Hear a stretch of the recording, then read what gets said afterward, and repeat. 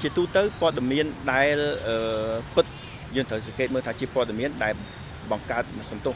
ដែលផលិតឡើងដែលសរសេរឡើងដោយក្រុម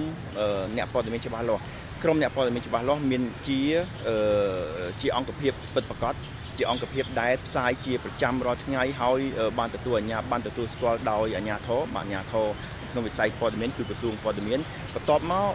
ព័ត៌មាននោះសរសេរដោយអ្នកនិពន្ធមួយណាអ្នកកាសែតមួយណាអ្នកកាសែតហ្នឹងតើជាអ្នកកាសែតដែលសរសេរព័ត៌មានជាប្រចាំទេមានឈ្មោះបោះសម្លេងដែលយើងស្គាល់ដែរឬទេ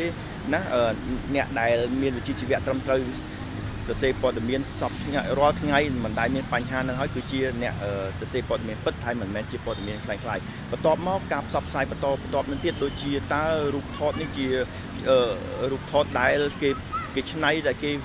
ធ្វើ Photoshop ពាក្យបច្ចេកទេសហ្នឹងគេកាត់តទេឬមួយយើងត្រូវប្រយ័ត្នប្រយែងដូច្នេះទាំងអស់នេះជាគោលទេបានន័យថាបើសិនជាយើងអាចពិនិត្យហើយជាពិសេសឥឡូវនេះខ្ញុំគិតថាមហាជនគាត់ចាប់អារម្មណ៍ច្រើនរឿងចំណងជើងគាត់មិនសូវអានទេប៉ុន្តែចំណងជើងចំណងជើងផ្សារព័ត៌មានពិតប្រាកដជាចំណងជើងដែលធ្វើដែលយើងអានមើលទៅគួរឲ្យតាក់ទាញហើយវាហួសនឹង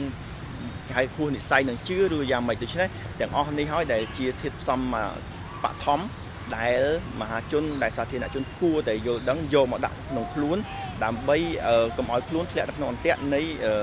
ព័ត៌មានคล้ายៗបាន